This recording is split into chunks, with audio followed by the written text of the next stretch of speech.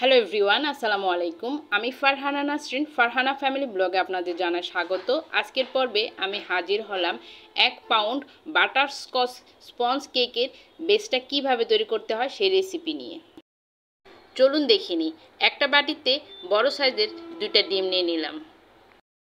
ডিমগুলো যদি ফ্রিজে থাকে তাহলে কেক তৈরি করার প্রায় 1 ঘন্টা আগে ফ্রিজ থেকে বের করে নেবেন।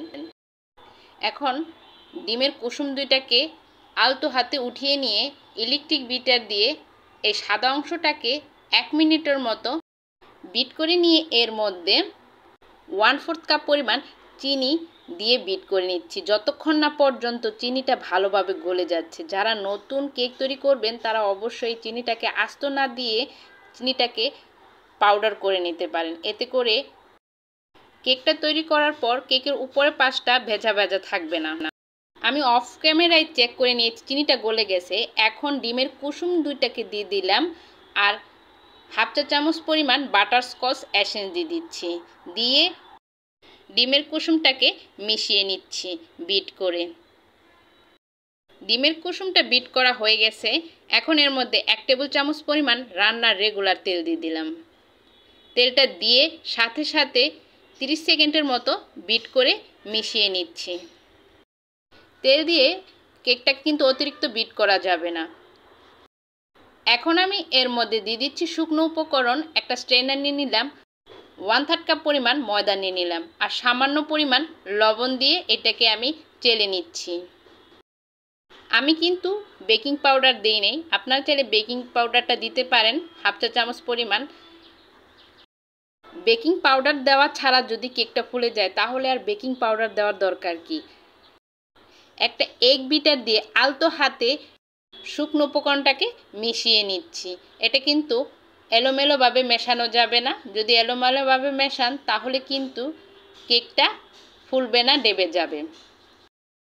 এই কাজটা অবশ্যই সময় নিয়ে করতে হবে।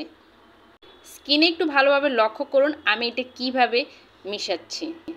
কেকের ব্যাটার রেডি। এখন একটা 7 ইঞ্চি সাইজের মোল্ড নিয়ে এর মধ্যে সামান্য পরিমাণ তেল দিয়ে ভালোভাবে ব্রাশ করে নিচ্ছি।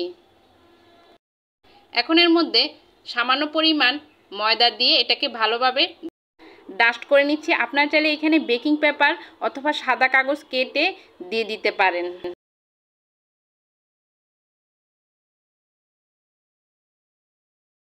এখন এর মধ্যে কেকের ব্যাটারটা আমি ঢেলে দিচ্ছি।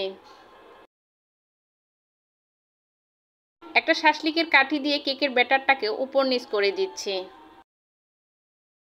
এতে করে কেকের ব্যাটারের ভেতরের এয়ার বাবলটা বেরিয়ে আসবে। এখন এটাকে বেক করে নিচ্ছি।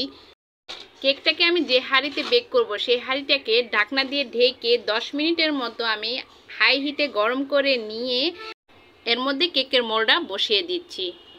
এখন চুলার আঁচটাকে কমিয়ে ঢাকনা দিয়ে ঢেকে এটাকে 35 মিনিটের মতো বেক করে নিচ্ছি। 35 মিনিট পর চুলা থেকে কেকের মোল্ডটাকে নামিয়ে পুরোপুরি ঢাকনা দিয়ে ঢেকে কেকটাকে ঠান্ডা করে নিচ্ছি। কেকটা পুরোপুরি ঠান্ডা হয়ে গেছে। এখন আমি মোল্ড আউট করে নিচ্ছি। দেখুন তৈরি হয়ে গেল কত সহজেই চুলাতে ওভেন ছাড়া বাটারস্কচ ফ্লেভারের স্পঞ্জ কেক। এখন আমি এটাকে 2 টুকরো করে কেটে নিচ্ছি। আশা করছি আজকের এই রেসিপিটি আপনাদের ভালো লেগেছে। ভালো লাগলে অবশ্যই এভাবে চুলাতে স্পঞ্জ কেক তৈরি করে নিতে পারেন। সবার সুস্বাস্থ্য কামনা করে আজকের মতো বিদায় নিচ্ছি। আবারও হাজির হব নতুন কোনো রেসিপি নিয়ে। আল্লাহ হাফেজ।